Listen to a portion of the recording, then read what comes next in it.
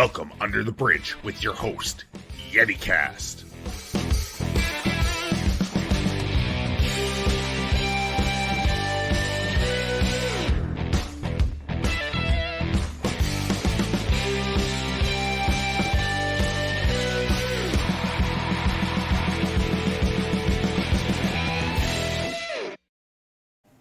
I did not hit her. I did not hit her. I did not.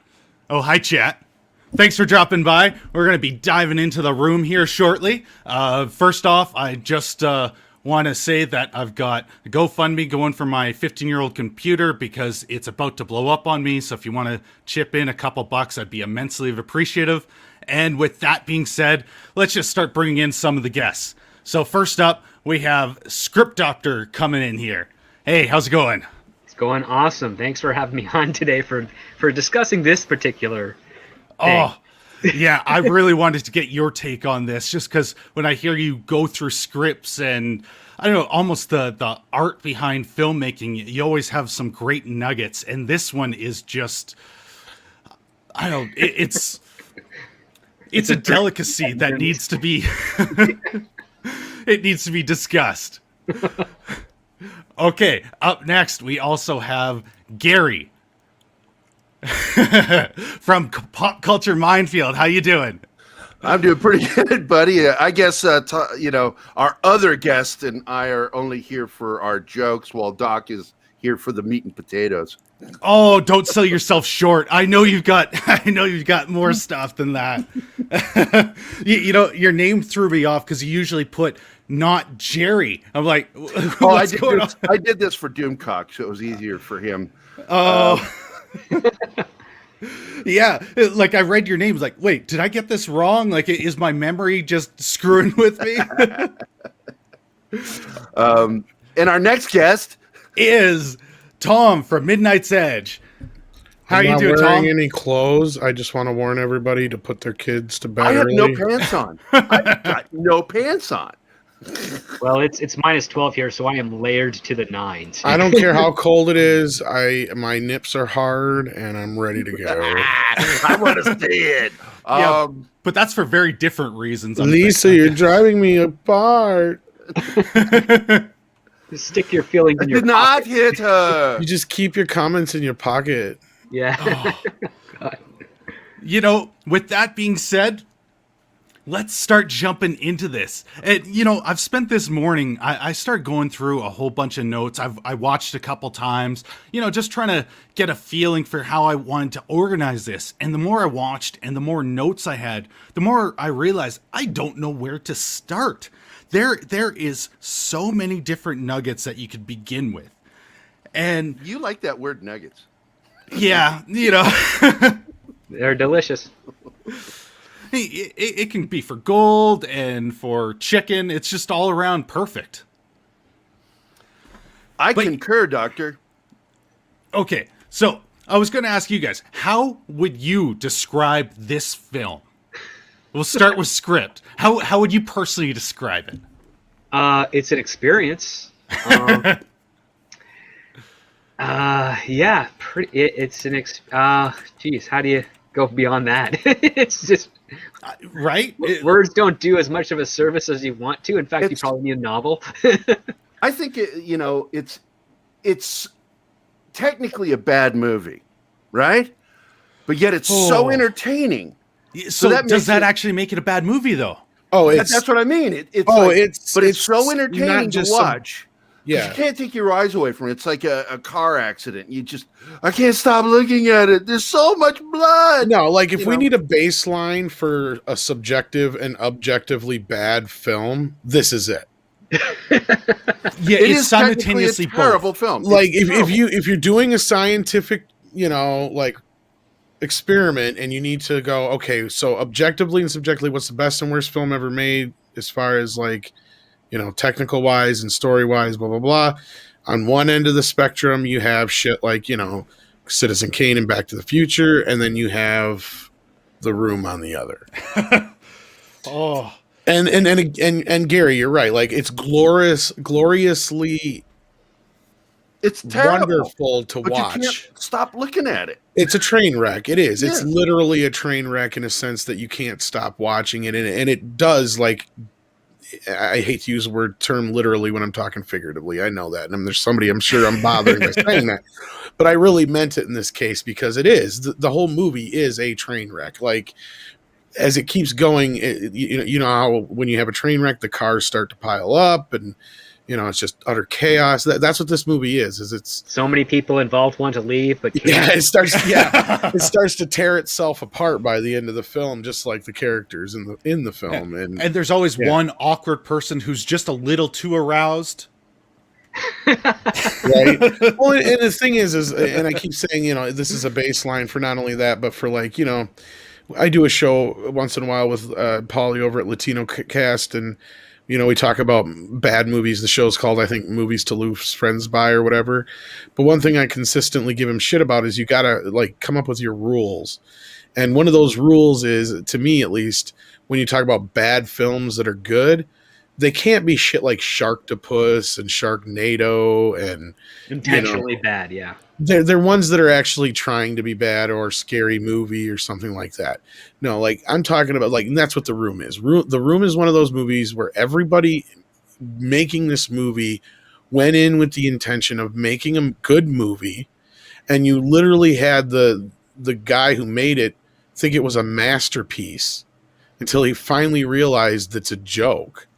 I mean, I got to imagine it was tough for him to deal with that. And I mean, I'm sure we've all heard the story. Oh, sure. Yeah. And there's one critic that I really liked what they said was, like, this movie was made by somebody who was told about what a movie is and never had seen one before writing and like an making alien that's been told everything about movies. Right. And never actually saw it. It's a weird flowing non sequitur. Yeah. From scene to scene. It's just so odd. And here's the thing that's even more unbelievable is Tommy Wiseau was actually trying to plan pitching this to the Oscars. He made sure that it qualified. Oh yeah, he did. He sent it in. He's part of he is now in the whatever the database or whatever for the Academy. The commission. Yeah. He's not part of the commission, but he's part of the their roster, so to speak. Yeah, the roster. That's and I think he actually got a little bit closer to it because of his involvement with The Disaster Artist, which did win an Academy Award. But no, he sent it to Paramount to be sold, or for them to buy, and they rejected it in 24 hours. And Paramount has never turned around that fast on an answer to a movie that's been sent to them. Yeah, it's like that scene right out of Ed Wood, where the guy, like, oh wait, this is a joke. One of the other studios sent you over here. All right. But if they did go with it, they probably would end up making their money back, given how popular this thing has become. Oh, he's still making money. Yeah, he does the Q&A tour all the time. The star of the movie, The Disaster Artist, Franco, I think he said he makes $500,000 a year off of the film. Oh, pretty much, yeah. Yeah, Greg Sestero, yeah. Oh, one of his, like, you can almost call them best friends in real life because they spent a long time together. And if no one has read The Disaster Artist, I highly recommend it. If you like The Room, you should read that because it's immensely entertaining. I could not put it down. All the little details that they give you about the film are unexpected. Hey, we were starting to talk about where Wiseau came from, and it was a very big mystery. I don't think we have it fully laid down.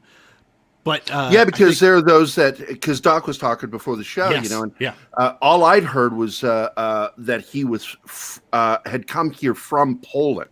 Yes, but Doc points out that technically he has a Russian behaviors and accent. Yeah, and it seems like he's trying so hard to be American, but he just can't do it. Everything is off. And so, Script, can you fill us in with some of the details that you were giving us previously? Well, we know that at the time he made the movie, he was around 48 years old.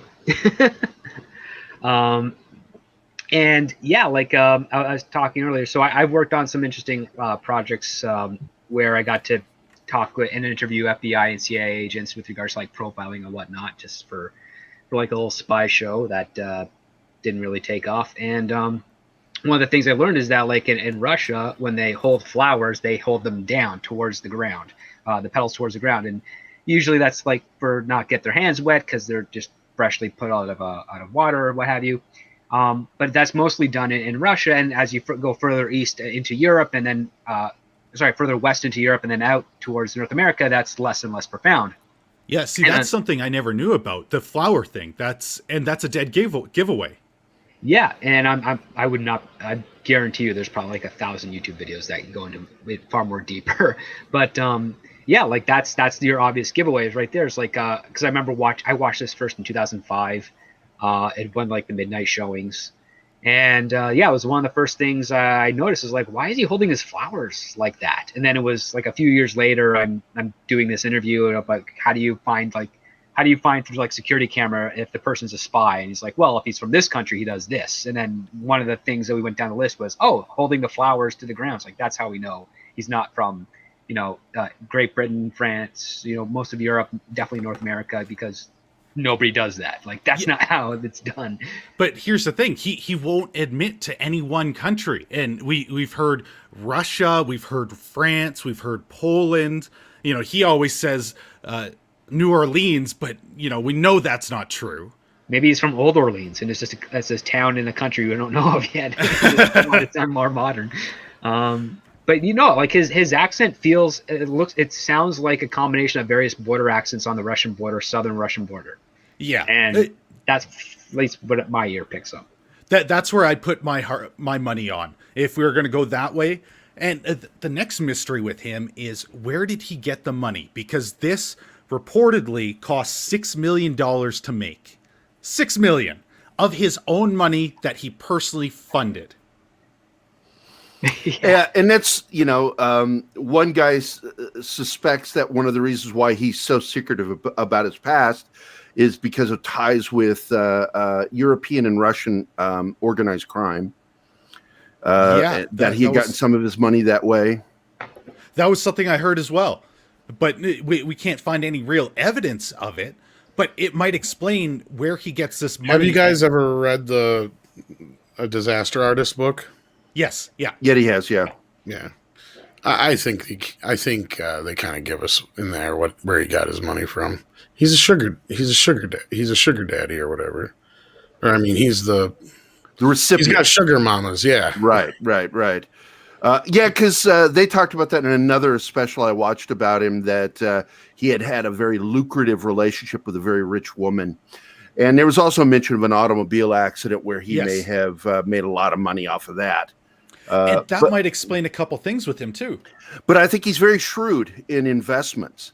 And he still owns a little piece of property right off of Pier 39 in San Francisco. And then in that book, he also talks about, how he just kind of started these little businesses that just Blue Jeans, International Blue Jeans or whatever he calls it. And I've seen this place. I've been there. It's crazy. It's like, holy shit. Yeah, he owns that entire building in a very prime real estate area. So it's like, he's raking in money. Yes. It's not a cheap place at all. It's wealthy, and he's got properties everywhere. That's one of the very interesting things, because I believe they used the townhouse that he owned. Can everyone? And from personal experience in filmmaking, I can tell you I've known several filmmakers who made their money to produce their own films, indie films, by flipping real estate. Well, J.J. Abrams' parents were real estate agents. Like that's how they met Steven Spielberg. And there you go. And they produced a bunch of little independent films over the years. And that's what my buddy Josh Becker's dad did. He funded some of his films, most of his films, and he got all of his money through real estate. Yeah, and I know they were saying that when they went to the bank, the teller said, "Yeah, this is an endless supply." So when they're getting out cash, he had no worries about whether he was going to tap it dry. So he's done immensely well for himself. And Yeah, one of the crazy things he did was he bought all of the equipment instead of renting it. God. both HD cameras and film. That's and right. used them He at shot the- them simultaneously on a mount. Yes. He paid to have built. Yeah. He put the digital camera next to the film camera and shot. The problem is you can't light digital the way you do film. No. So they They're had to do different. every single scene twice. Not only that, you only get 10 minutes of film on a reel, and digital is, until a hard drive is full. Yeah, till the hard drive is full. And so it's like, man, he complicated things. But wow, he was ambitious. And I'm trying to figure out if he's insane. I don't think he's insane. I just think he's like a kid in a candy store who's never been in a candy store before. You know what I mean? It's like he's like this guy who's probably never really, everybody treated him like an outsider because of the way he acted and the way he talked. And, until he had these friends that finally started paying attention to him, and he obviously, liked the idea of being in movies. He liked movies. Yep. And that was his introduction. It would be like a kid constantly seeing commercials for candy. And it's like, you know what? I've got all this money. I'm going to make a movie. And like you guys said, he had no clue on how to do it. He just knew what he wanted.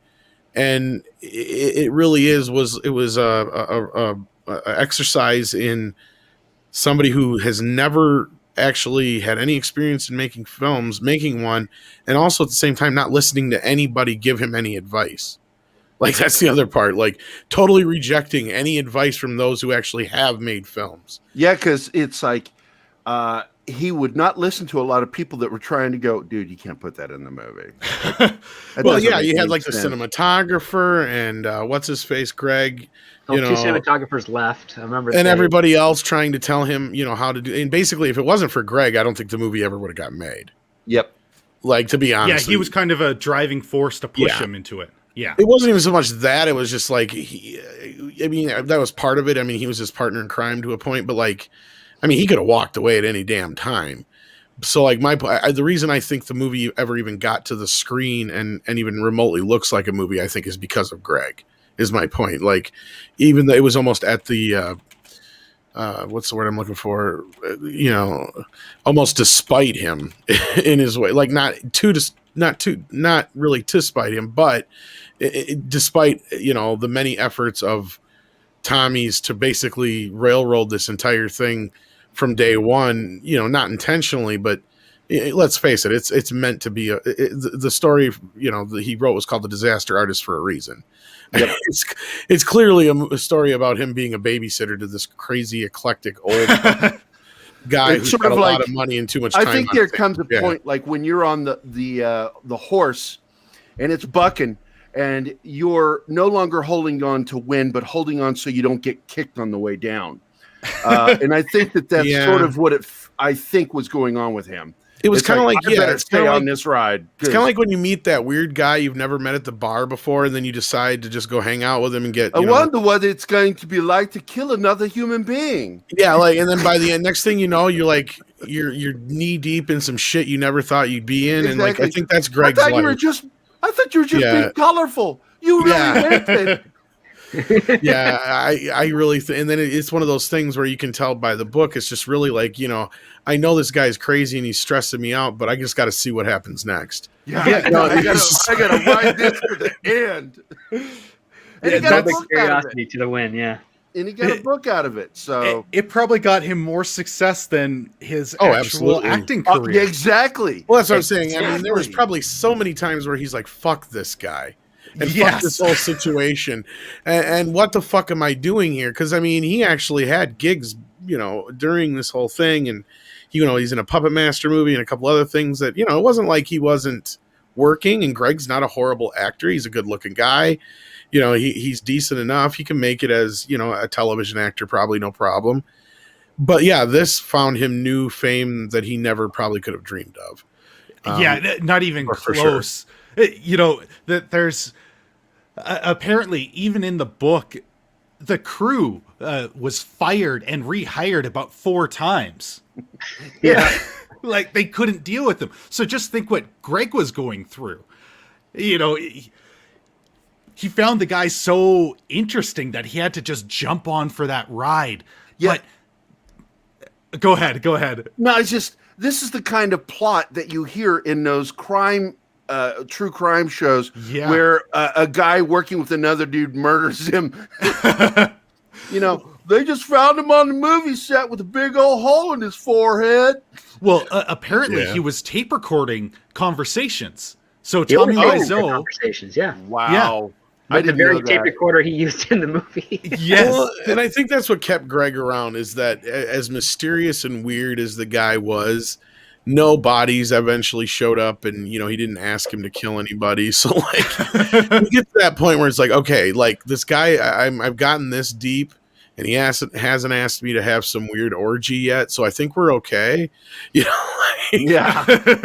And then so like by the time you get to the room, it's like, okay, my job is the producer, and even if it's just some kind of like sick and twisted, like just because I have to see it to fruition kind of thing, like I don't know what it was He on was Greg. also the drip supervisor, which frustrated everybody. Yeah, like he had like multiple jobs, but I mean he really was facilitating the film for him, and he was the only one who really knew what the hell was going on.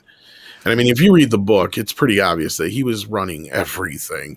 yeah. And even, it's not like it was his choice, because like, he even talks about how people would, say this and that about the script, and it's like, but it's Tommy's show, he's just facilitating what Tommy wants, kind of thing. He did have a loyalty to him that that is seldom seen. I think, especially in that industry, you don't really hear about somebody sticking that hardcore, to back them up when everybody else is, running from you. I think a big part of it is because if you especially if, like I said, if you read the book and you see the film and whatnot, it was really so much more that Tommy never really used Greg for anything necessarily, as far as like, to get to other movie stars, to for money of any kind, because obviously he didn't need it. But I mean, you know what I mean? Like it was kind of like one of those, it's a really decent relationship to have where you don't really need anything from the other person. So the only thing that's really there is this friendship, and especially if you guys have a really weird, kind of goofy, like if you can just goof around and have like the weird relationship they obviously did, as But close as they were. There did seem to be some kind of weird homoerotic undertones to their whole story, and that comes out very clear in the book. I think that's kind of just part of the joke, and I don't know. I don't really think there is, because Greg's always with a woman, and isn't he married now anyway? Oh, okay, yeah, it was more coming from Tommy. Yeah. He was getting jealous when Greg had a girlfriend and stuff like that. He just wasn't quite. He wasn't quite on board with him dating. I think that's more of a control thing on Tommy's part than it is any kind of, because like, I mean, unless I'm wrong, I'm not saying he is or isn't, but I just don't really get that vibe from him. That's a possibility. That it could just be his personality. That I'm guessing he doesn't have that many friends backing him up the way that Greg was. So it's him taking away that time, that friendship that he really wanted. Well, because you look at the relationship, because like he would leave and disappear and whatever. It was more about like Greg being there for him when he wanted him there. Because like when he was gone, it didn't fucking matter what Greg did. Yeah. So like that's what I'm saying. Like I don't really ever think it was a homosexual thing of any kind. Yeah. I think it was just more so like, because I've had friends that are kind of like that too, where they're just really possessive. Especially when you're in junior high and high school, when when one of the guys in the group gets the first girlfriend. Yeah. All one or two of the other guys always eventually gets like jealous because you're not You don't hanging hang out anymore. Yeah, exactly. I think it's more of that kind of a thing, and just that like he liked the idea of being able to be like, look, I'm this goofy kind of kid stuck in a 50-year-old guy's body. And Greg was the kind of guy that, and I know the kind of, I think I kind of understand Tommy to a point, because I knew this guy a lot like him growing up. I mean, he wasn't foreign or anything like that, but he had money. Yeah. And so like when guys are like that, and they, and if, as long as you're not somebody who's bugging them constantly for either the money or to get to, get something out of them, they become real cool friends with you, and they are kind of eccentric. And this guy would do the same kind of shit. Like he'd show up in the middle of fucking night, Like he'd call me and be like, "Hey, I'm coming over. I'm gonna get you high on mushrooms." And like he'd show up and be like, "Yeah, sorry, I ate all the mushrooms on the way over here, but let's go to Chicago." You know, like that's what I'm fucking saying. Like that's the kind of guy Tommy is, and that's what Greg is for him. You know what I'm saying? So like when Greg would get a girlfriend or whatever, like that gets in the way of that. And that's what Tommy liked to have, is that guy to be like, "Hey, let's go to Chicago in the middle of fucking night for no good reason," you know, just for whatever reason, because he's weird and he can do it. You know? Okay. You know, that does make a very. I think that's more. Yeah, this is the same guy who'd walk, like my buddy. He'd walk into a McDonald's with us and he'd order like $100 worth of cheeseburgers just to see the look on the fucking person's face on the other side of the counter. Like, I mean, yeah. You know, it's not. You know, it's always going to be interesting when you're around him.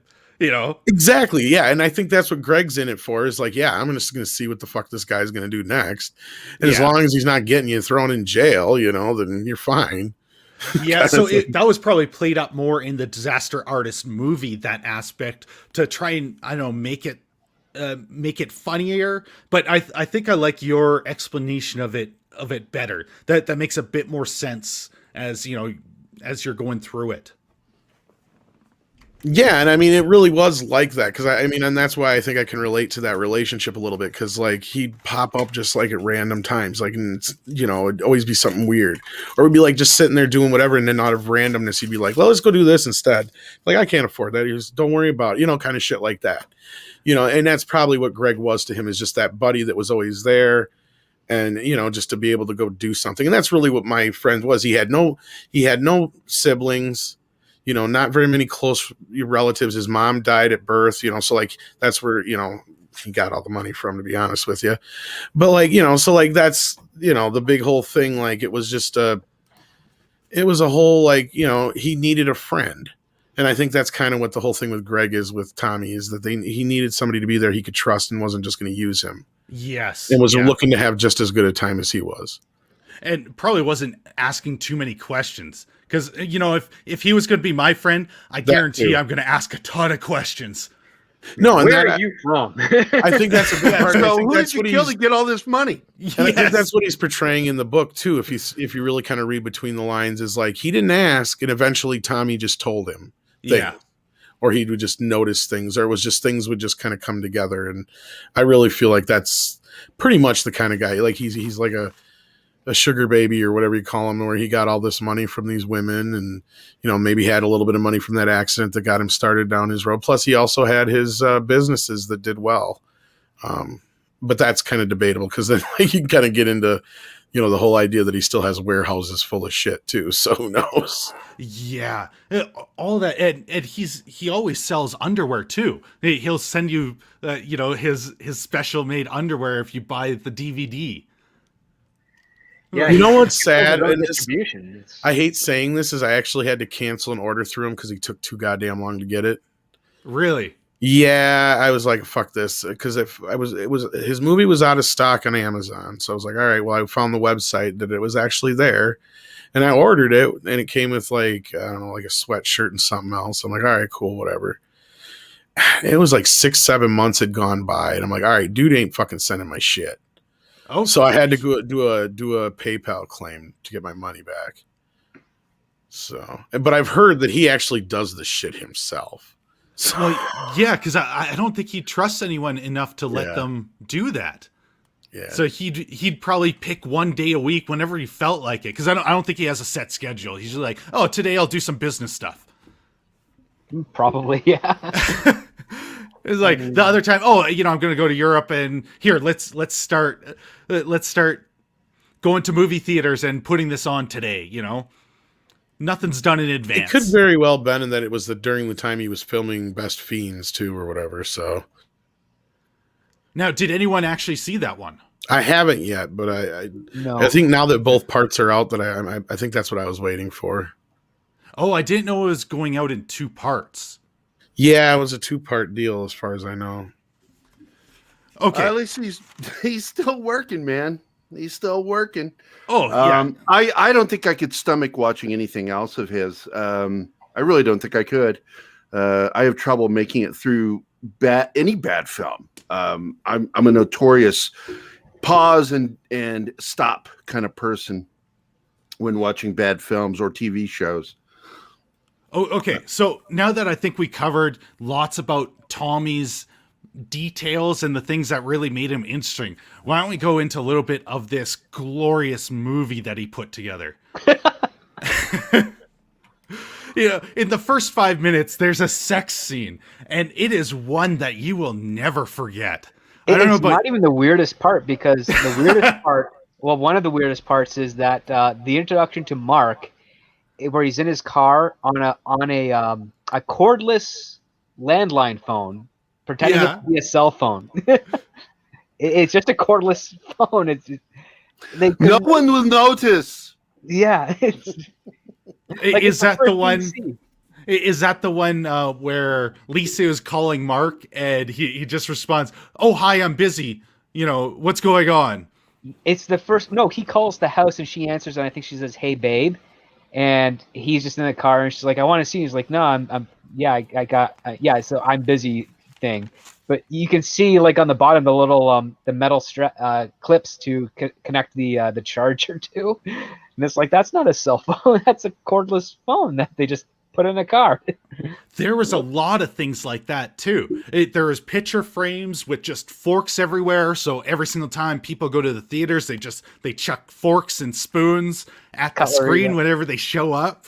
They got footballs they bring for reasons.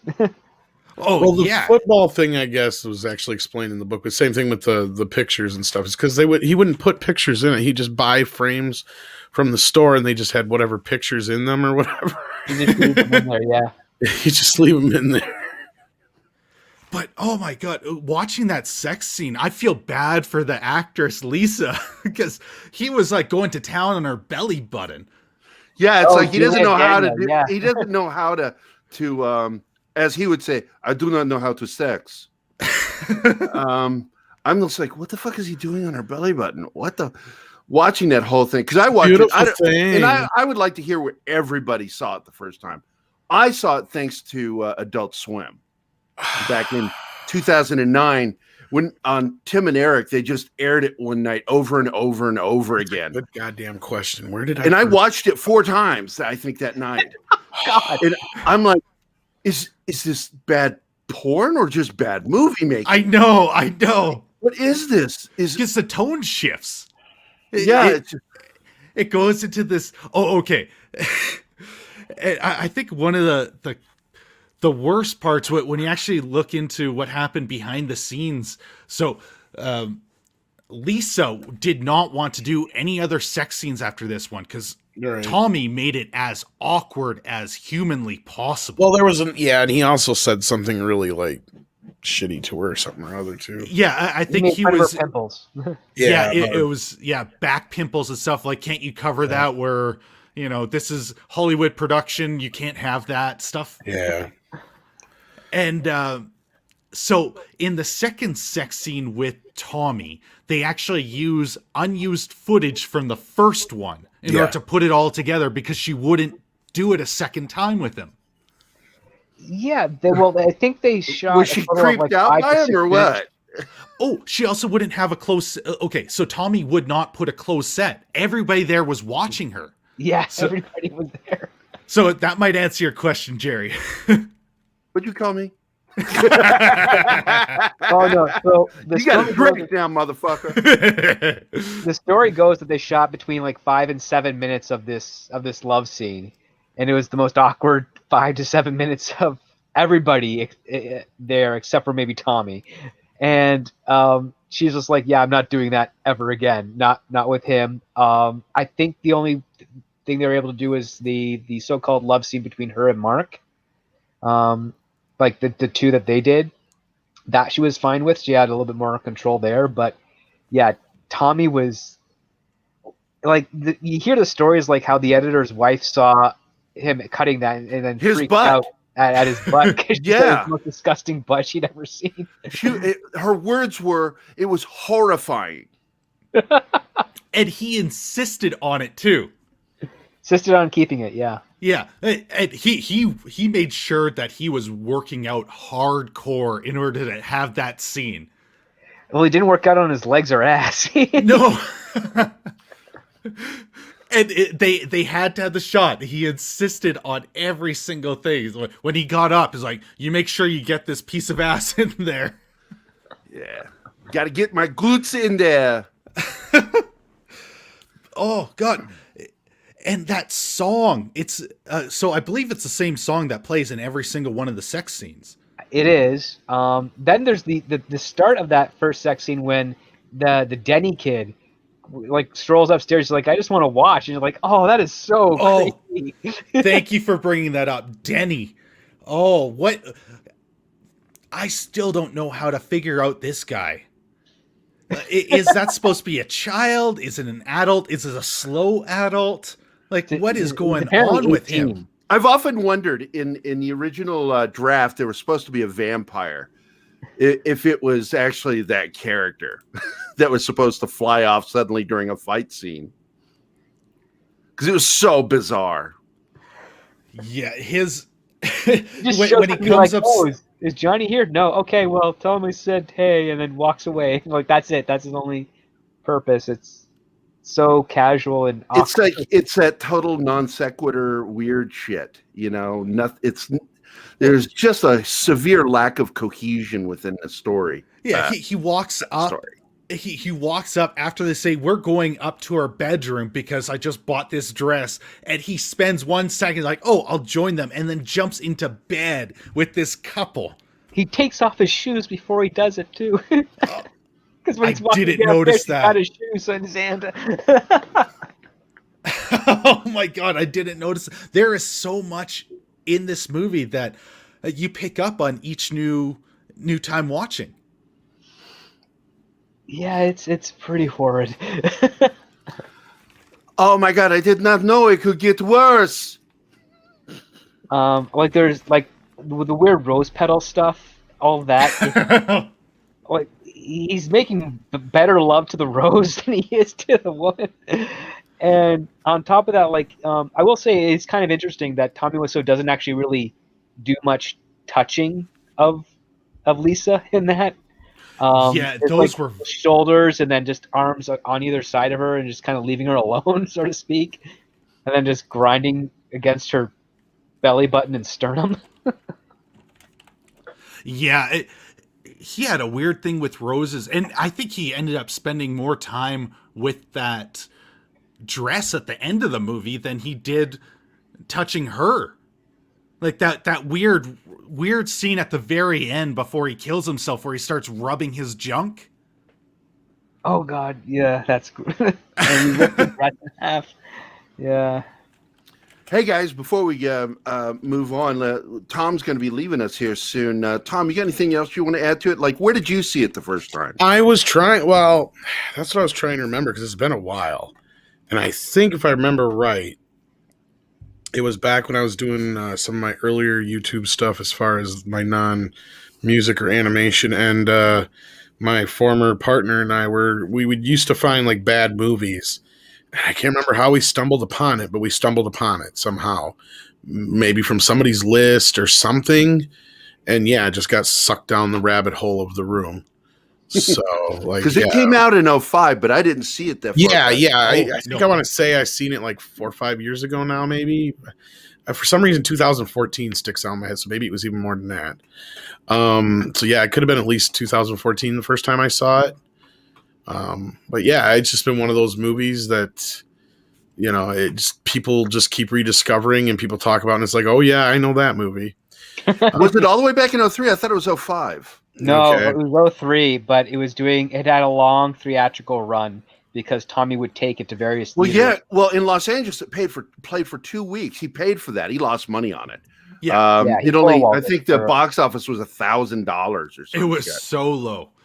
And he kept up his billboard for several years. But he did that the theater thing he did for a reason, because it had to play for 2 weeks to be considered for the being sent to the Academy. Yeah, that was the only way it would qualify in order for him to be considered. It had to have the theatrical release for 2 weeks.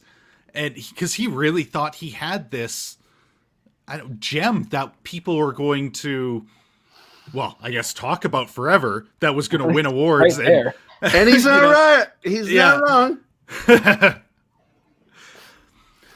Okay, yeah, I know Tom has to take off. So, is there anything else you wanted to add before we have to say bye? Not offhand that I can think of, other than it's one of those movies that will always be talked about, like Gary just said, and Tommy's an interesting cat. As long as he doesn't do nothing nuts, I think this film will live. Like audition for the Joker. No, I mean like actually do something bad. Like, you mean it'll get him violent? canceled? Yeah, they'll get him canceled. I mean, other than that, I mean, as long as he just stays being a strange, goofy cat, he's kind of like, we need characters like him. And we really do. I think he helps ground us. Yeah, I mean, he really does. I mean, if it wasn't for people like him and Prince wanting a llama in the middle of fucking winter in Minnesota, and shit like that, and just once in a while having a nutty fucker who just makes you go, look at that weirdo, like Gary said, it makes you feel a little more grounded, makes you sometimes feel that some of the weird shit you do isn't so bad, but they're also entertaining to watch. And I can't wait to see his other film, Best Friends or Fiends, whatever you call it. And I'm interested in that, even though I've not watched anything else with him. But I will also add to what you're saying there is I've thought about adding to the end of one of my scripts. I have a story. It's about a guy having a really fucked up day. And at the end of the day, he sits down and sees the room for the first time. And then he thinks, my day taken was away. Oh my God. He's taken away by this fucking weird movie. He's like, oh, my day wasn't so bad after all. Well, oh man, yeah. So the impetus for this entire story, if you want to call it that, is Lisa, who's technically the main character, is bored of Tommy and doesn't want to marry him. Yes. That's it. And it's based off of some shit that happened to him. In real life. It's based loosely based off of his own basically life. If you kind of look at and that's the thing, that's another great thing about this film, is it'll be endlessly analyzed till the end of time as well. But basically, if you look at it, it's Tommy channeling this idea that you can tell this guy's been fucked over a lot in his life. It feels very personal. Yeah, he's channeling a lot of that into this movie, and he's made this character that's this idealized version of himself, where he's been wronged and he's in the right no matter what. And he's basically created a Gary Stu out of himself in a weird way. I mean, even though the movie, if you look at it, it's almost like, oh yeah, but he's a loser. But no, not really. Because if you look at the movie, everybody's wrong.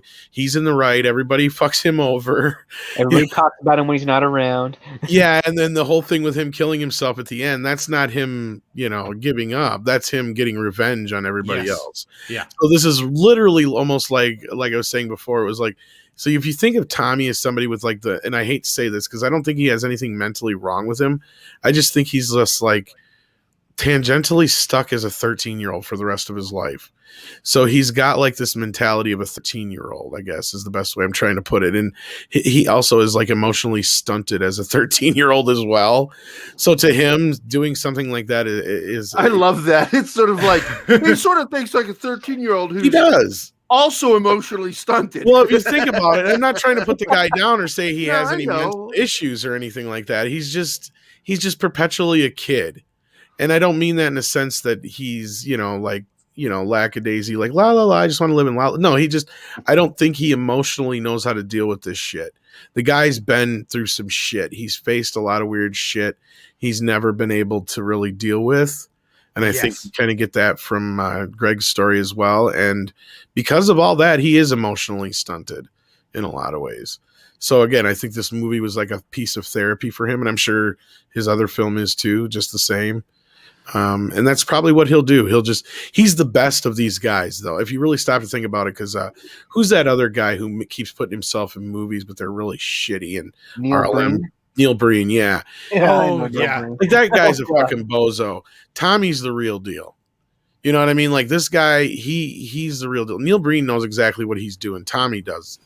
Tommy's just trying to make a good movie, and he thinks he's, like the next fucking Francis Ford Coppola or Orson Welles, whatever you want to put in there. He thinks that that's what he's going to be. I think Orson Welles is the perfect comparison. That there is could a only be comparison. Yeah, Orson Welles has one really, really good movie, and the rest, well, there's a reason why they call it the Citizen Kane of bad movies. That's true as well. Very, very good point there. And actually, it's a good thing that Justin come into tag team for this, because if there's anybody who knows more about this movie, it's him. Yes. Well, I had just watched it with the Rookie Critic just a couple of days ago. It's pretty fresh in my mind. You should go check that out. I'm gonna convince Jeff to, bring up some highlights. You can hear the audio the entire time. No claims have been made. You know exactly where they're at, and he's just like. My favorite part, he's like, another sex scene? Oh, what? Yeah. Well, that's within the first half hour. Yeah. That's why I thought, is this like a porno? Yeah, right? he said that. It was all blurred when I saw it. Is Shannon Tweed showing up anytime soon? He's like, you didn't tell me that this was going to be like an amateur porn film. He was freaking out. But hey, Tom, I know you're leaving now because it's coming up on the top of the hour. Yeah, I probably should. But before you go, I want to let you know your song is premiering tonight on Fanzine. I'll be on there. Yeah, I had to send him a new version of it because you had the weird crap. Like, I don't know what the hell happened. He's like, yeah, he did something with on his phone. And I'm like, no, that ain't. No. Yeah, I fixed it. I had the right copy of the song. And so I re-edited the whole thing for him, send it to him, and that's what he's using tonight. Otherwise, I sent him the real song anyway. So yeah, it's going to be cool playing it. All right. Can't wait to hear it. All right. Take care, guys. I got to run. I got a lot of shit to do here. So, all right, brother. Thanks Later. for coming by. Appreciate no problem, it. man. Thanks for having me. Take Bye, care. Tommy. Okay, now that he's gone, let's start talking trash. Oh, my God. always. He always has food around his desk. I made fun of him one night. The pic makes it look like he has a mullet, but he's bald. It's so weird. Well, I was making fun of him one night. I was like, I said, oh, no wonder you like to use your avatar. You got so much food around your desk and crap. Your place is a mess. The only thing that I'll say about him, he's like a short Penn Jillette. His voice is very similar to Penn Jillette. That's true. Although he's not as magical. Honestly, neither is Penn Jillette. Hey, it's nice to meet you, Justin. I don't think I've met you before, but I think I follow you on Twitter. Oh, very nice to meet you as well, Gary. Thank you. Yeah, some people will say Jerry by accident. You clearly have to. Yeah. No, I just like being a little bit of a dick. That's yeah. We banter on Yeti and I banter on Twitter. Yeah. Okay. Like a fun, playful, like. It's like the first time I met him, I was fucking with him. Yeah. So. Yeah. But that's how. If I like somebody, I start fucking with you. If I don't fuck with you, I don't like you. Right, or Doc? you just don't know That's them right. yet. There's got to be like a little bit of a period where you're trying to get to know the person first, get their sense of humor. Then you can know, like, okay, how can I fuck with this person? Yeah, and it comes from really the military, because in the military, it's grabastic shit. You're always playing fuck ass. You're always like grabbing each other's asses. my best friend in the whole world. We've been friends for decades. He's never called me by my name. What do you call you? Fuckface. Calls me fuckface. You're just like, hi, fuckface. You're like, hi, my name's Gary. Like, no, your name's gonna be Fuckface. Yeah, well, I made a good dig at him anyway, because like he and another mutual buddy, veteran buddy, both their names were Rob. So I would yell, hey, Rob, come check this out. And they both come in. I'm like, not you, Rob, the other Rob. Finally, one day I turned around, I said, that's it, I'm done with this shit. From this day forward, you, being my friend Rob, well, I shouldn't say his name, but Rob number one, is Ultra Rob. And then I turned to my BFF, other Rob, and I said, and you are Basic Rob. And he's like, why the fuck am I Basic Rob? And I said, well, he's tall and you are short and bald. So we call him Mac now. Mac? Okay. Yeah, but Ultra Rob, even his mother calls him Ultra Rob. And now? Wow. To this day. And this was like 20 years ago when that happened. And so even his mother started calling him Ultra Rob. My daughter, I had to speak to her teacher at Catholic school because she's like, who's this Ultra Rob? Is he a real person or a superhero? And I said, little both. No, like, did she actually sound like that with her liberal arts attitude? Like, did she sound like that? That's kind of funny. Yeah. But Anyway, how is your sex life? how's your sex life? I need to get some clips together of the room now. Oh, Here's the other thing: 90% of that movie is ADR. Oh yeah, Yeah, because Tommy. you couldn't understand him. Even he couldn't understand himself. So he went back and ADR'd all of his dialogue. And they forgot room tone in most of the movie. yes. Yeah, they did. It's so obvious. I'm not even concerned about that, to be honest. That's just If that's your main concern of that movie, you've missed something. Oh no, I'm not even scraping the surface yet. Yeah, you know what? That should almost be the first thing that you do sometimes. When you get everything set up, like, hey, let's get this over with. All right, cool. Now let's start the day. Yeah. Like 1 minute of silence, that's all you need for room tone. Yeah, what I know, a bunch of people just do it at the very end of the day. I don't know. I feel like you should do it at the beginning, just being like, because everyone's like, all concentrated and stuff. They're more willing to be quiet. The end, it's like you'll screw up. I guess I don't know. They're ready to go home, and you're just the director and the production. I know more sound guys that do it at the beginning, just because everyone is all set and they're all want to like just calm their nerves before the first take, so they usually do the room tone before that. Yeah. I guess it just depends. Maybe just asking them, just like, hey, it's okay, we do it then. No, it doesn't hurt. And You're not going to get fired for asking. And I would bet money that he doesn't even know what that is. Well, when he did the He's ADR, no, it's it's all lit room correctly. tone. Like, no, that's not what room tone means, Tommy. No, it's all lit. We got the light. No, that's not the tone. It's a different kind of tone. Like, no, temperature fine. Like, no, that's. Yeah. You are lying. I never hit you. You are tearing me apart, Lisa. Where were these clips earlier? Oh, He never hit her, but he pushes her twice. How dare you talk to me like that? You betray me. I fed up with this world. I love it. It's such a cinematic masterpiece, guys. Yeah, so he insisted that everyone read the lines that he wrote exactly how he wrote them. He wouldn't allow them to do any ad-libbing. It was like, this is how it's done, so this is exactly how you have to say it. There's a French on set. couple. If you read the book, well, I know you guys did. There is a part where he says, like, beat her up so bad she ended up in a hospital in Guerrero Street, and that's like, Okay, I got right here. An ad I lib. used to know a girl. She had a dozen guys. One of them found out about it, beat her up so bad she ended up in a hospital on Guerrero Street. What a story, Mark. Isn't his house like near Guerrero Street? Guerrero Street. I don't even remember where that is. I really want to know why he always laughed at those things. The most serious lines that would be delivered, and his first reaction is just like, ha ha. I'm surprised he didn't laugh at the announcement of the girl having breast cancer. Did she ever tell him directly, though? Because I think No, that was it's in the just scene where she does the reveal, and then nothing ever comes of it. It's that whole non sequitur thing again. It's like, Well, not a single scene ends properly at all. It's like, oh, I got to go now, and they just walk away. Well, Like, and have no the idea. follow-up scene, they start every single line of dialogue with saying hi. yep. Well, not only that, but what the rookie critic was very upset about, or it just got to his nerve, like on his very last nerves. He's just like, why do they keep saying their names every time they come in? And then Odin at that time was on was. well, that's what happens. Yeah, and he just said like, yeah, people are just they're polite in San Francisco. I'm like, yeah, that's just how they are. They're very nice people.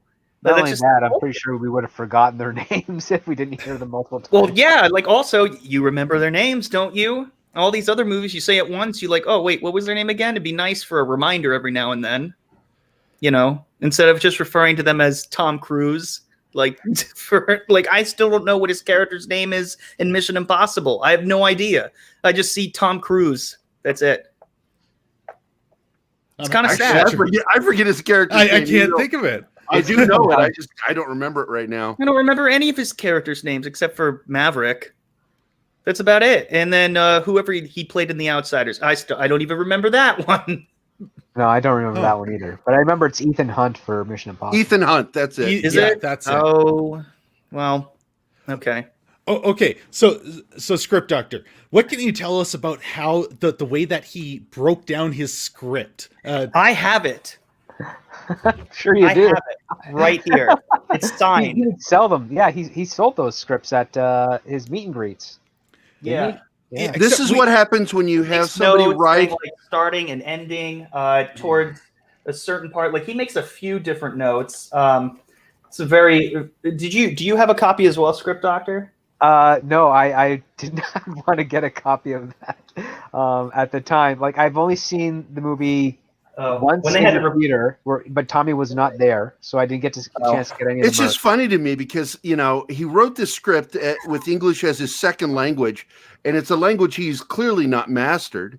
I mean, have you ever heard him talk? He doesn't know how to add an S to the end of a word. It's really weird. He doesn't know how to do plurals or possessives. It's just so weird when he talks. Yes. Yeah, that's definitely one of the things that it kind of gives away that he's definitely not from New Orleans. Yeah. Script Doctor. This is something everyone would like to find out. Peter equals Steven was in his notes when they had to replace someone. I had to replace him, yeah, because that actor had another gig. But Good for him. There's also a story where I think that actor had a head injury and was He on had a set. concussion somehow. A concussion, and then there's just a shot where Tommy Wiseau is on the armchair and camera like lower left of frame, and the Peter guy is just standing next to like a shelf and just playing with the things on it while they're just for no reason whatsoever. Yeah, Well, he was yeah, not feeling well. He barely could remember his lines. Like he's Yeah, like well, he apparently doesn't have much of a memory of that scene. And there's also issues with his scheduling because that character had other gigs that were going to come up. So he told Tommy, "This is my schedule. This is when I have to be gone. So have all my scenes done before this." I think the concussion just happened, and Tommy made sure that he was still there. Just so that he could get another scene out. But as soon as the end of the movie comes, the guy had to leave, and Tommy was so pissed off at him because he called him unprofessional. Because he had a concussion.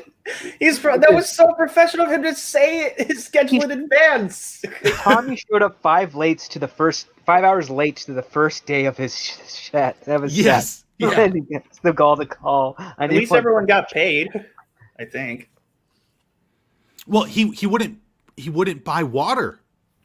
So Claudette actually suffered, I think it was heat stroke, had to be brought to the hospital because she was so dehydrated and exhausted. Right. Yeah. There wasn't, I don't believe there was AC. There's none of this stuff. And he was very weird about spending money on these types of things. No problems buying 2 different cameras that cost, God knows how much money. But when it came to water, he was like, no, you can't have it.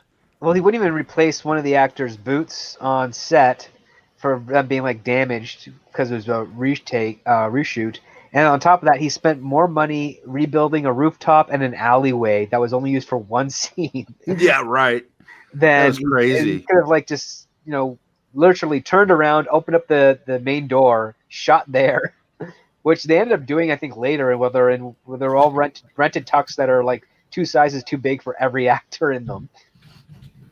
And they're just throwing footballs around. Well, that brings up another thing that he was doing. They had access to an actual rooftop, but he insisted that a set be built and they use green screens for it. Yeah, and the only thing that justifies it is when Mark is trying to throw what's his name over the edge, and they wanted to that Yes. worm's eye shot of it. It's like, okay, all you had to do is build like a railing essentially, and you could do that, but it's like, no, we built the whole rooftop set with a garage with basically a shed access door that is some sort of TARDIS or something, because you can't walk into it and turn left to go down the stairs because that's the edge of the building. It's just Oh, yeah, and that's the way that they always go, just so they can kind of try to hide out of the shot. Yeah, like if they just like, because it's not even the right size for a shed that would be your access to the roof. It's so small. Yeah. And I believe they actually had to take it down and build it up a couple of times just because of the way that Tommy was shooting things. As he did every single thing by the way it was in the script, probably because he was writing it as he went the night before. And then they'd have to rebuild each one of those sets. And that happened with the alleyway too. Oh yeah, they used the alleyway. The original Chris R scene was supposed to be there. By the way, can we just maybe be in agreement, possibly, that that's probably one of the most well acted scenes? Oh, it is by far. And he wasn't an actor. He was a bobsled athlete. And He was an Olympian. Yeah, he was an Olympic athlete, and he was just asked to show up and do this, and he put in the best performance in the entire movie. He actually put in effort. He did really good. He did really good. He was closely followed up by Claudette, actually, the mom, who is the second best performer in that film. Actually, that's what Rookie Critics said too. It's just like she's actually like making some good points. Just like, where are all these characters coming from? Like, doesn't your house have a kitchen and crap like that? You know, questioning everything that's going on. Like, who are these people? But no, she's also the one reasonable character, which is a staple of independent film. Is there's always one character that, for some reason, is written with the audience and like with the same thought mentality as the audience, but the writer has no idea that that's the case. Right. Well, at least like with most good scripts, I guess. Okay, but her character doesn't even seem to be that consistent because, you know, she's arrives. What? What are you talking about? All she cares about is Johnny. I mean, you'd wonder why she doesn't want to marry him. Just like he's your financial stability. He loves you. He does everything for you. He's got a future. He's got a promotion that he doesn't get for reasons.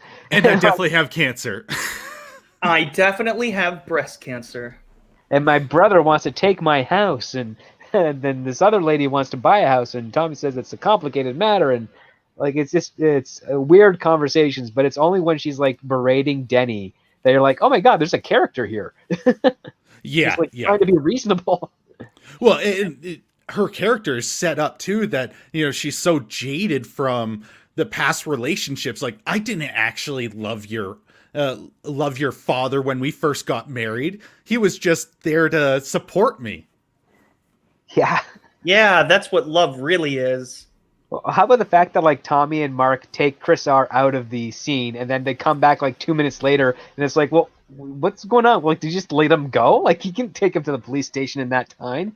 Like, he can't do anything. He just get out of the building. Bye. No, there was a cop outside. You see. There was just a police officer that was there, and so they just said, "Hey, he tried to hurt our friend. Take him away." Pseudo-adopted son, yeah. There's, I swear, Odin and I can make excuses for every single scene. I swear to God. Well, that is something because you're probably asking a little too much from the movie to actually give the time period for him to be brought to the police station. Yeah. Well, when I first saw it, I had no idea that they would actually come back after they pulled the guy away. I thought it was just going to be Denny and Lisa and the mom. And no, it's like, holy crap, these two guys come back. Why? He needed to be in more of the movie because he was great. Okay, here's one of the clips. What kind of drugs do you take? It's nothing like that. What the hell is wrong with you? Oh god, that is so indie girl acting, man. Go ahead. Go ahead, script doctor. No, I like my entire the early decade of my career, whenever I'd be working on independence, you'd always meet that one girl who just really did not know what the heck to do and was just desperate to try an emotional response to a dramatic scene. And that's the type of stuff they do, like the facial expressions, the intensity, the tears. It's just over the top. Like first feature film role, independent actor for either a guy or a girl. But after this, I don't think she went on to do anything else either. I think this kind of scarred her for life for the entire thing. Like it was a little traumatizing, I guess. Yeah. Yeah, I think she only did like stuff about the room, like where are they now type of stuff, maybe some like background work or what have you.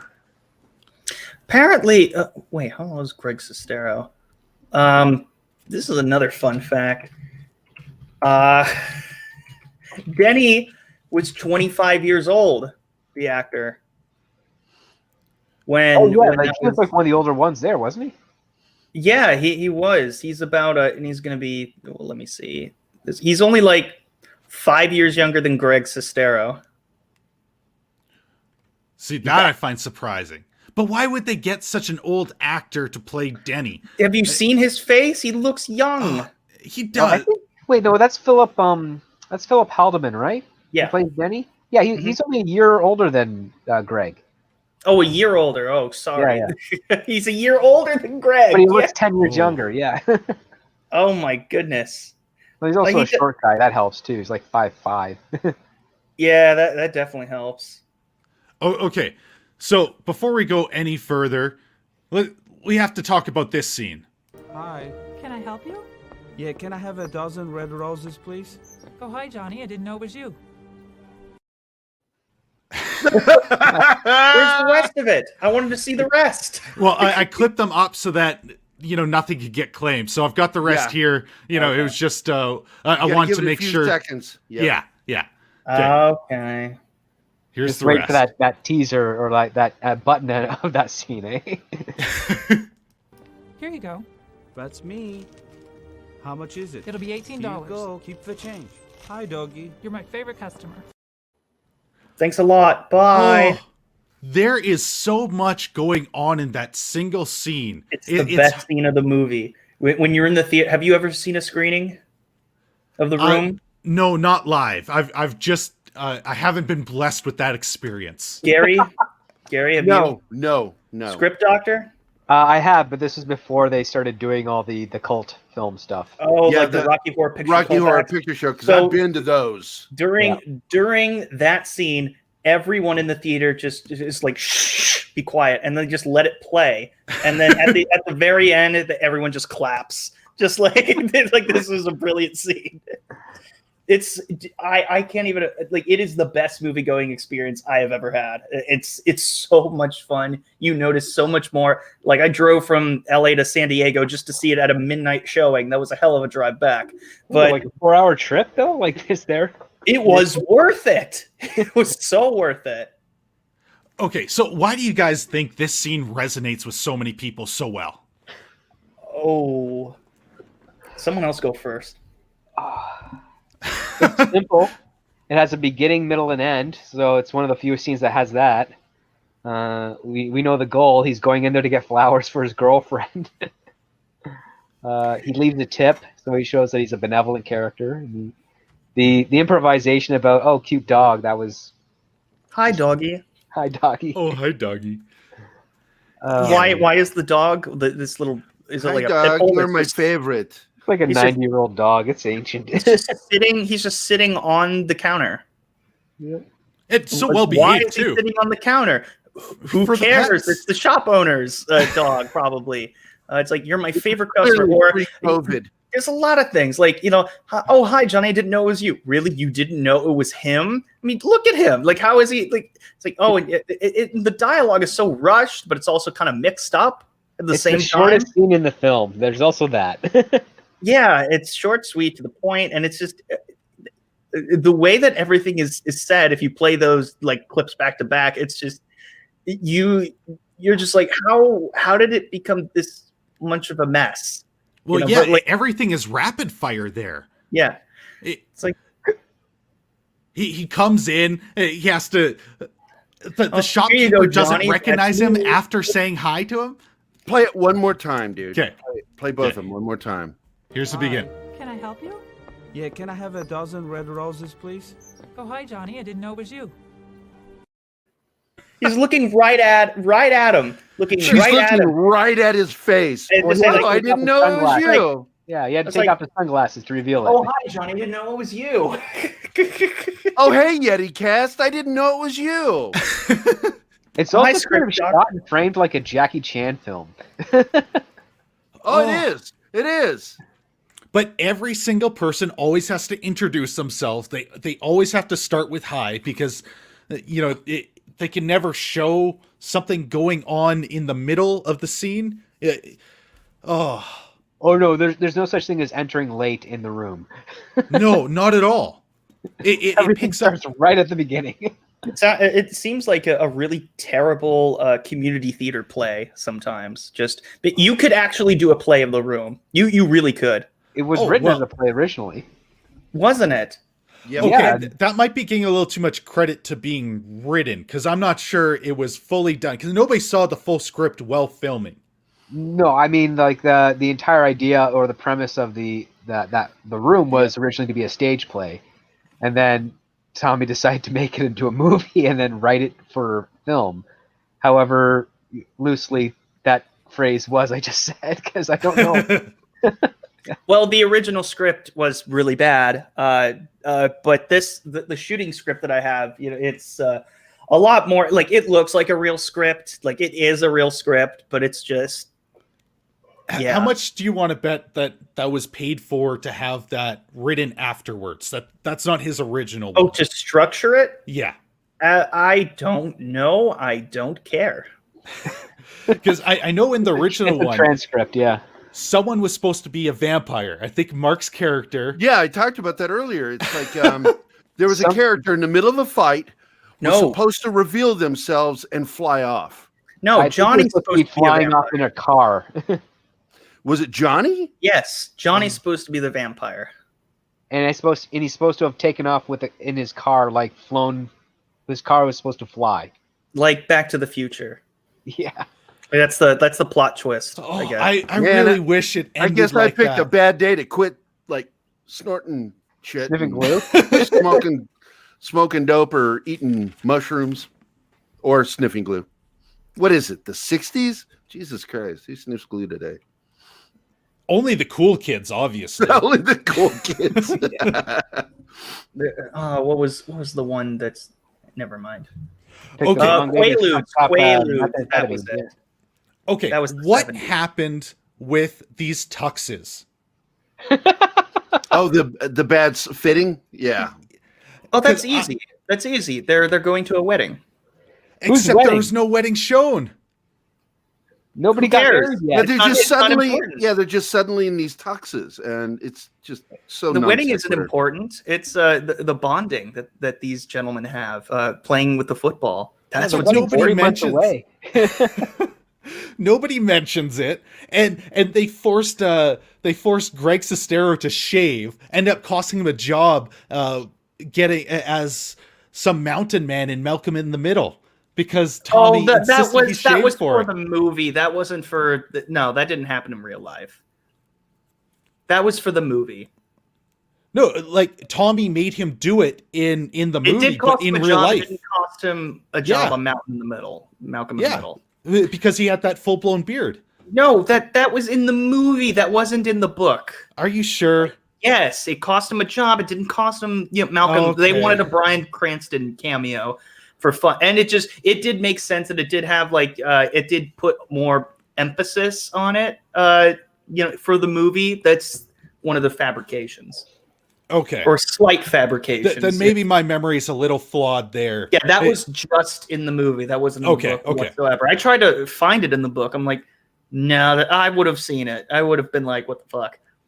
Yeah, see, I just do. I remembered that it cost him a job, and then the movie influenced what happened from there. But still, he just shaves in the middle of this movie for no reason, and they arrive with tuxes on.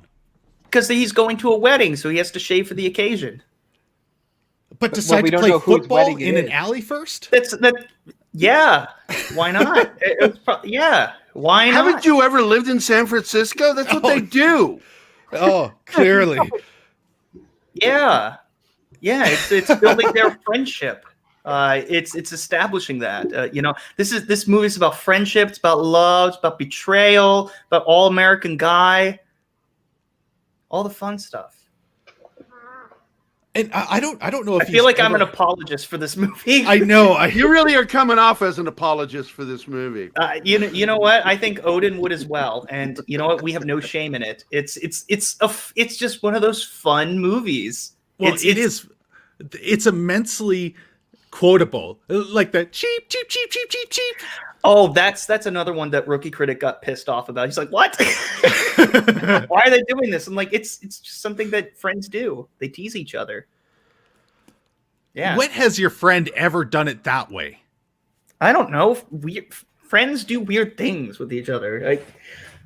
Like with Gary, you and your friends have weird things that you do that no one else can understand. So yeah, Ultra Rob, the guy I mentioned earlier, he's never called me the same thing twice. Like, he'll call me like Turkey Dick. What's up, Turkey Dick? I'm like, he'll call you something different every single time. Yeah, where he's like short, basic Rob will just call you fuckface. Yeah. Okay. I guess that's why he's basic Rob. He just goes to the basics. Yeah, the basics. But I don't know. The film is so. Like I said earlier, it's like a train wreck, a car wreck. You can't take your eyes off of it. It's entertaining as hell. It's not good. It's not good. But it's not objectively good, but it is a comedy. It's it works. Very entertaining to watch. It's like it's so bad it's funny, and yeah. I've seen it multiple times. I mean, shit, the first time I watched it on Adult Swim, I watched it 4 times in a row. Like, what the fuck just happened to me? Why did I give up doing drugs? Just happened to me? Yes, it's very hard. You're almost stunned watching it. Yeah. I was really stunned. I couldn't stop watching. I sat there. I don't think I even went to the bathroom for 4 hours. I'm afraid to leave because I might miss something. Like, is something going to happen? 4 hours, didn't it? Well, I think it dragged a bit. I think they played it that night for 3 or 4 times, and I watched all of the airings that night, trying to figure out what is going on. Was it uncensored? No, they put. It was like a Vaseline blur over the genital areas. Okay, but you can still like see he's working her fucking belly button. And it's like, what the fuck is he doing on her belly button? This is the weirdest porn. Why are they playing weird porn on Adult Swim? Isn't this like Cartoon Network? What the fuck? Yeah. And why am I so weirdly turned on by this? Oh. If only. No, if that was my thing. That was just me? That was you. Yeah.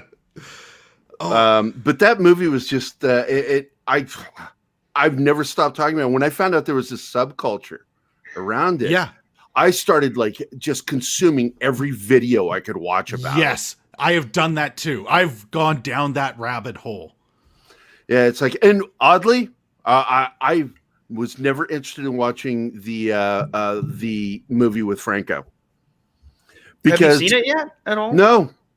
I'm not interested in seeing it. I'm interested in reading about it or watching documentaries about stuff. But for some reason, watching the movie just didn't engage me. I'm weird like that. They're really good movies. People go, you not seen that? It's weird. Well, just being such a big fan, you'd think you'd want to see that go on screen. And yet I don't. Yeah. I don't understand me. Don't they even did try. miss out a ton of things. You don't get the full, context or, emotion that comes in the book.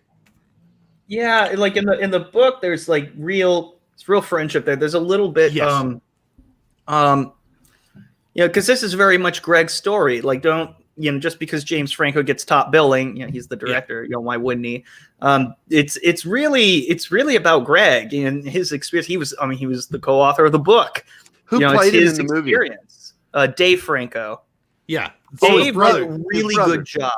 Both of them did a really good job. I think everyone did a great job. I thought he was miscast for Greg. I thought Dave was good. I like Davey. He's cool. I think he's a good actor. I just don't think he pulls off Greg, especially with the beard. It doesn't look right. Yeah, looks a little fake. Oh, it is fake. I'm pretty sure it's fake. Look, a little bit. It's definitely fake. That wasn't him. Well, I will say, Josh Hutcherson as Denny was hilarious. It just made me laugh so much because I don't know why. And Zac Efron is Chris R. That's good. Like I actually really enjoyed that. That was a lot of fun. Like seeing the supporting cast really elevated it. I didn't really like Seth Rogen with Seth Rogen. I'm just like, ugh, whatever. I can't stand him.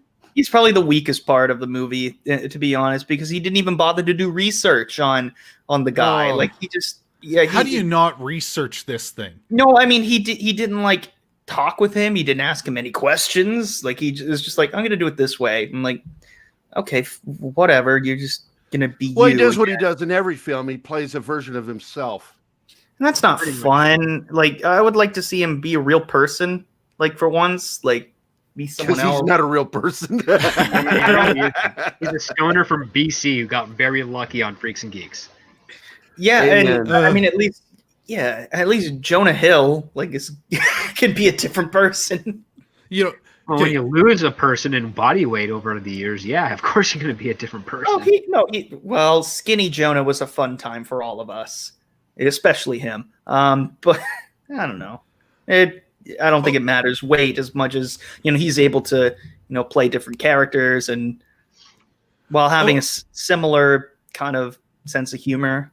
Okay, can anyone here explain the Me Undies guy? Because Me Underwear. Oh, Mike. Oh, no. Me Underwears. Oh, you mean Discount Vic Mignogna? Yes. I got nothing on that. Because Denny is one thing. But this character, and Tommy asked for it to be played this particular way. And he just... It comes off so weird. And it's... I know, this ham-fisted, the facial expressions that he's putting off when, they're about to have sex with the chocolates. And then when he's in the alleyway, it's all... And then feeding cake to his girlfriend later on. And yes. Yeah, it's all weird. Chocolate, when he's chocolate is the symbol of love. My God, stop it. What's crazy is he managed to get enough clothes off to forget his underwear, yet when Lisa and her mom come in, he's able to get his pants and shirt back on in record time. And it's just I don't understand the geography of that. How did he put his underwear in the couch or something, and then his pants were closer by, and he just put them on first. Yeah, but he was clearly way more undressed than his girlfriend. Yeah, but the pants were just there first. He was more concerned about concealing himself. And then there's that whole scene where he falls into the trash cans to injure himself. That they then makes no sense because I guess the actor got football. It makes as much sense as when Peter just trips. Oh God, yeah, that was also terrible. That was funny bad. That was really good. The only way I can explain those things is they're all set up to make Tommy look good, to make Johnny the character right. Because he comes up right afterwards, before you leave, if you need anything, you just let me know. I'm gonna be there, and that basically happens for them all. I'll be there, huh? Yeah. Yeah, it's a focal point to show how good this character is, how good he is. It seems like every single character, all their interactions revolve around telling the other person how good Tommy is. Well, Johnny. Yeah, pretty much. But would you be able to explain this Me Underwears character any better? Can you figure out the motivation behind it? Script doctor? No, it's completely... Here's the thing about The Room. The first 10 minutes and the last 5 minutes are the only aspect of story. Everything in between is completely useless. It doesn't do anything at all. It gives you no information. Nothing happens. There's no real escalation or drama. It's 15 minutes it's a 15-minute short film padded out to 90. Could this have been saved in a 15-minute film? Actually, if it was, you can cut it down to a 15-minute or less short film, and it would fit in with every single other 15-minute short film you'd ever have seen in a festival run without any questions. What makes the room is the fact that it's stretched out for about 90 minutes, and everything in between they is should put out a It's director's almost cut. 2 hours. Well, no, well, yeah, more or less 90 minutes, I guess. Closer to that. They should put out a director's cut, but not by Wiseau, but by another director. Yeah, just a random director be like, "Can you make this more reasonable?" No, don't do that. It's perfect as it is. Don't touch it. Justice League. No. All you have to do is like, the first 10 minutes with the love scene, Lisa cheating on Tommy, Tommy suspecting, Tommy hooks up the answering machine to the phone to record it, and then he plays the tape back, and then you have your ending scene, and boom, you're done. You got. Well, I think you'd have to leave off with the Chris R scene, because then you've got a little bit of a threat. But there's not. It plays no actual stake in anything. Who cares? It's good. I guess it helps Tommy get the gun that he uses to kill himself with. Yeah, get the gun, and it's setting up Denny. So there's a reason why they're helping Denny. So that story would have to revolve around that relationship a little bit more. But there is no reason why they're helping Denny, because Denny doesn't solved like right after that scene. I'm just trying to think of how you could hook in the audience in that type of way. Otherwise, you just have to totally remove it. Well, you can, because there's no purpose to Tommy's or Lisa's or Mark's story at all. It's just a weird. I mean, Lisa, I've been dating Johnny for 5 years, and we're going to get married in 3 months, but he's boring, and I don't love him anymore, so I'm going to sleep with his best friend. And his best friend's like, I don't want to do this because Johnny's my best friend, and does it anyways. And she's just like, I'm going to still, be with Johnny. That's why the movie is perfect. I don't think we're going to I got to tell you, I will be watching The Disaster Artist just because of you guys. So I'll watch it after I do fanzine tonight. But with that, I got to head out now. Okay. I got to prepare for doing fanzine tonight. We're doing the premiere of the 80s show with Tom's theme song. Okay. Well, why don't we start wrapping things up then? Because this is right around the time I was about to do that. You want to? Oh, okay. I'll stick around for a few more minutes, just as long as I get to pee before the show. Okay, guys. I drink a lot. Script Doctor, why don't you tell everyone where they can find you? Well, again, thanks so much for having me on tonight to talk about this, the room. You can find me over on Twitter at ScriptDoctorPhD. I also have a YouTube channel at youtube.com/ScriptDoctor, where I do movie and film analysis and breakdowns for your educational purposes, as well as a little bit of entertainment. And I'm bouncing around on various streams throughout every week. So follow me on Twitter to see where I'll be showing up next. Again, thanks so much for having me on tonight. This has been hysterical. Absolutely. I love the way that you break things down. It's things that I don't think about. Justin doesn't like it. No. Have you finished Deliverance yet? I'm waiting for you, babe. My DMs are open. Somebody's gonna squeal like a pig. No. Now at this point, it's been so long. You know what? I keep saying, I'm like, oh, all right, we're gonna do it this day, this day. Like, I don't know when I'm gonna do it. I don't know when I'll have time to do it. Well, if you guys set up a watch party, I haven't seen it yet. I would join that. Okay. Oh, you got to see Deliverance. Yeah. I saw it in the theater as a kid with my dad, because I told you my dad was fucked up and would take me to R-rated movies. Yeah. What did he take you to? A Clockwork Orange? No. I saw that with my brother, who just got back from Vietnam. But my dad took me to see all kinds of R-rated movies. I did something similar with my daughter. When she turned 12, I turned off the filter and let her see R-rated movies, but I had to be with her. And so she got, immersed in really good, dramatic, hard films like Serpico and other films. But I was raised like somebody says, what was your favorite film when you were as a kid? I said, before Star Wars. I love Serpico, and they're like, "Fucking kid watches Serpico." The fuck kind of childhood did you have? Yeah, that's the kind of life. Papillon was another favorite film of mine with Steve McQueen and Dustin Hoffman. Oh, nice. I loved that movie as a kid, and that's why, like, Script Doctor's seen my list of movies. It's like there's a lot of old, really good films on my film list because I grew up watching those. But anyway, that explains a lot about you too. Yeah, I'm just weird. I'm just weird. Well, why don't you tell everyone where they can find you? Yeah, where they can find you. Right here. I'm sitting here. What the fuck are you talking about? Are you high? No. You can find me on Twitter under my name, Gary Cassell. Not Gary, but Gary, the Gerry. That's my comic artist page on Twitter, or you can find me under @Culture Minefield because Twitter doesn't allow the full name, too many letters.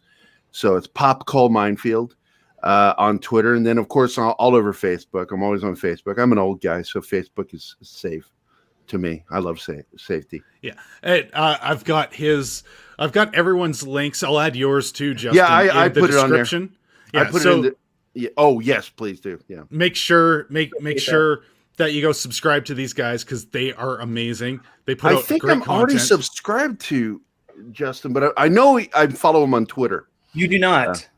Fuck you, I don't. Pop Culture Minefield, boop, bop, beep. Yeah, I followed you.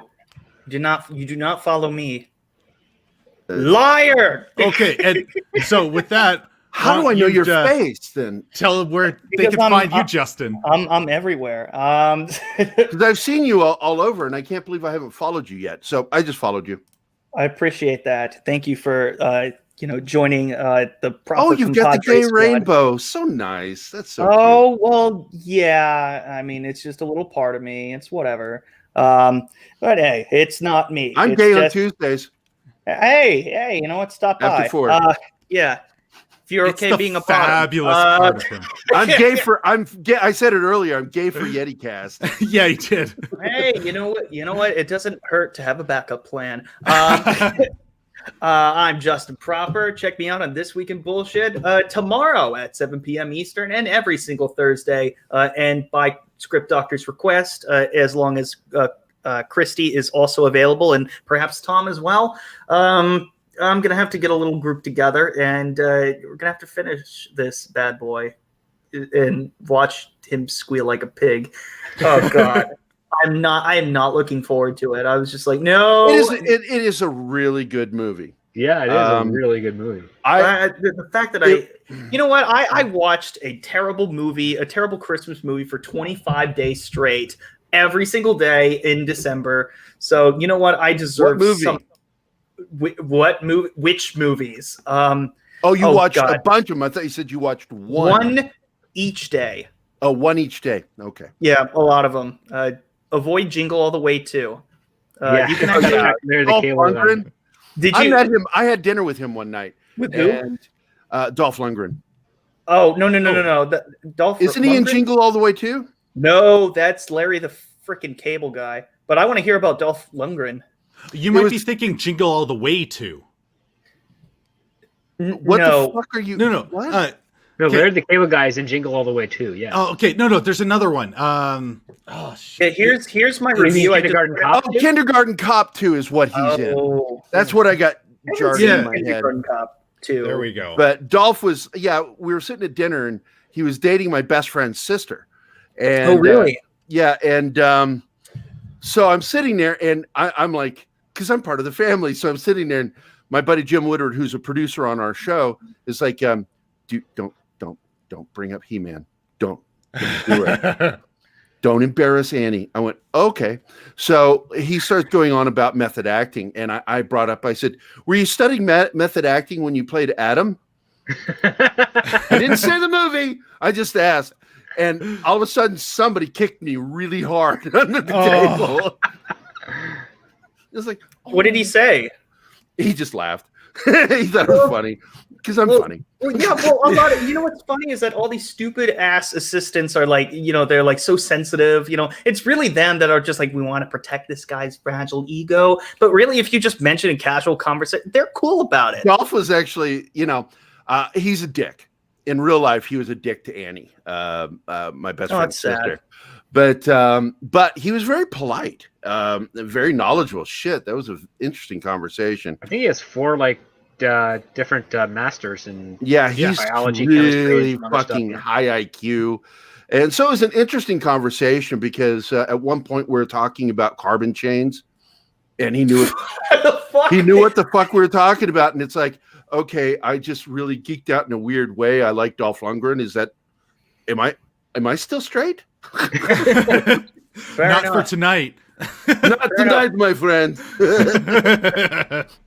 By the way, yeah, I just posted my little blog post on geeksandgamers.com of me ranting about Jingle All the Way 2. People think I should make a video version of it. I'm not sure about it. I think the article, the little blog post explains itself. Just do it. Get somebody else on there and just bounce off them. Somebody that liked it.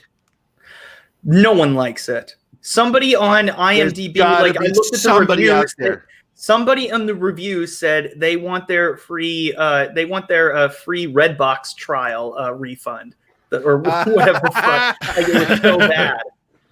Script Doctor, I'd be very curious as to how my writing style is.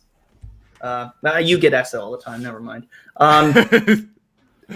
But yeah, at any rate, yeah. That's all I got to say. By the way, Justin, go check out that blog post because I was very proud of it. It's got a lot of F words at the bottom there. oh, you're going through it? That was me breaking down at the very end.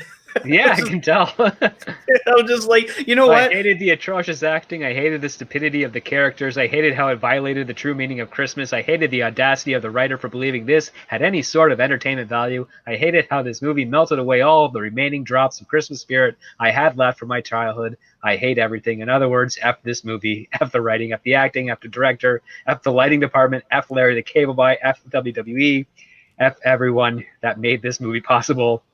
F you, Jingle All the Way 2, and the horse you rode in on. Oh, great. Now Justin can, copyright strike my channel. Well, he did make a video of it, so no, he can't, actually. No. All right, I've got the article up, and I'm going to read it probably after I do Fanzine. Oh, my goodness. I love how you were amused by it. Oh, goodness. Oh, yeah. Yeah. I don't know. I'm a little I'm iffy. looking at it right now. It's like, oh my God, I've never seen the fuck word used so often outside of my own writing.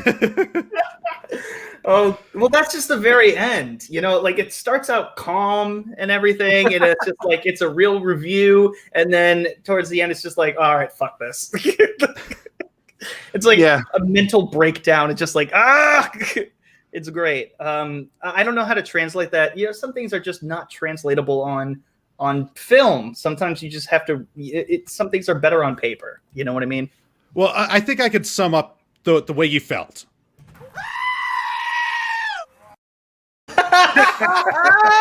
All right, guys, it was great hanging with you. Yeah. Yeticast, you invite me anytime, especially if these guys are on here. Absolutely. I was just about to close it up after that. That's a great way to end it. Just a screaming sheep or something. So as we go out, I'm just going to mention I have a GoFundMe going on right now to replace my computer because it's 15 years old. It's about to blow up.